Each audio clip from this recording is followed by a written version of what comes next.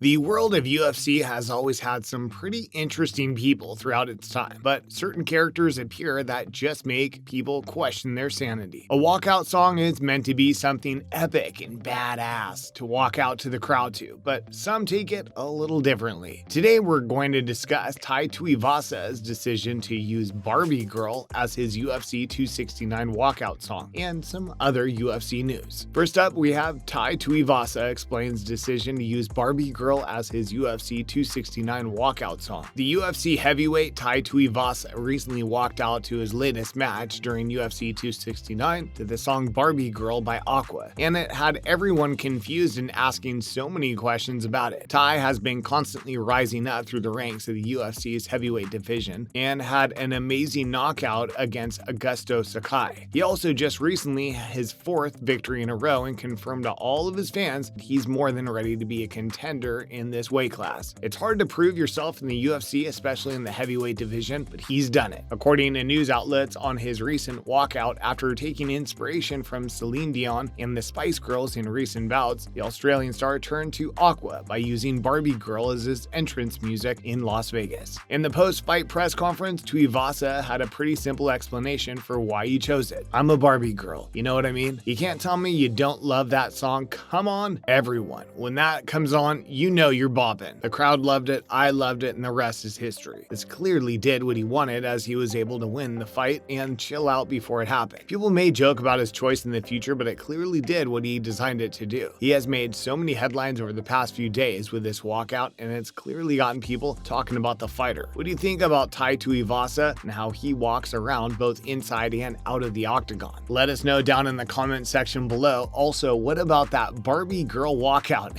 Am I right? What an entrance to the fight. And now, on to some other UFC news. And now we have Tyron Woodley versus Jake Paul is on. We were all ready for the match between Jake Paul and Tommy Fury on December 16th, but things clearly went wrong. Tommy pulled out of the fight due to injury and illness, but most think that he pulled out because he's scared of Jake Paul. Regardless of the decision, Jake needs a new opponent. One has finally been confirmed, and 3 days later, on the 18th of December, Tyron Woodley will get his rematch against Jake Paul. Finally, this fight is still really hype because everyone wants to see Jake Paul finally fall onto the canvas. So far, throughout Jake Paul's boxing career, the only person to get him close to falling down was Tyron Woodley. Woodley failed in his mission to take down Paul in their last match because he was too passive in the match. Tyron Woodley is known for being aggressive and hunting down his opponent. If he brings that to his next boxing match, he has a great chance of taking down Paul. When asked about why he never went for that attack to take down Jake Paul, Tyron Woodley stated that "my shoulder was sore." Whilst appearing on the MMA Hour, Woodley stated, "I ain't gonna lie, I wanted to knock him out, but my shoulder was swollen before and I was just kinda swinging on pure thug energy from MMA, not just giving a hell." Woodley wasn't exactly lying in this instance, and he had suffered a shoulder injury from his fight back in 2017, and it clearly hasn't fully healed yet. He even had surgery to make it heal better. It seems that this injury is still interfering with his fighting capability, but we will see what happens in their next bout in the upcoming days. Next up, Tyron Woodley encourages peers to understand power in unity. No matter what you think about Tyron Woodley, it's hard to deny that he isn't a role model and that he helps so many people with his work and, of course, his powerful words. As the fighter's preparing to take on Jake Paul not long from now, he has said some amazing things about this sport and the position he and other fighters are in. During an interview, he spoke about the overall importance of other fighters needing to understand their worth rather than allowing others like promoters to value and dictate their own careers. Fighters in general, they should start saying, "I'm the F fighter. F y'all." Woodley said during a media scrum after Thursday's pre-fight news conference, "Y'all can't make the show without us. Y'all can't put a show without us. We appreciate the opportunity, we appreciate the platform, we appreciate the pay to go out there and show people our skills, but it's still us showing our skills. Sometimes we fall in love with the promotion and the promoter and the people that are putting on the show too much, and we forget who we are. We forget how important the fighters. Without the fighters, it's no effing show." Woodley knows all about being at the top and not understanding his own worth as others dictated his own career. There's no unity at the top, he states, and that now that fighters are slowly understanding that they need to create their own unity with one another, things are going to get better. There have been a number of union efforts over the years, including a group that included former 2-division UFC champion George St. Pierre. It's clear that they are trying, and it's all they can do for now. Now we have big Bigfoot Silva. I have no idea why I'm out of Eagle FC main event. Whilst it was looking like former UFC heavyweight contender Antonio Silva was going to fight the ever-popular Tyrone Spong on the most recent main event of Eagle FC's first US show in January of next year, it looks like he's now being replaced with Sergey Karatanodov. The fighter had no idea that this was happening. He was actually informed by fellow fighters as he was on his way to his daily gym workout. He was disappointed by the news and was understandably annoyed with them. In a recent statement about the matter, Eagle FC CEO Razvan Magomedov stated in a press release that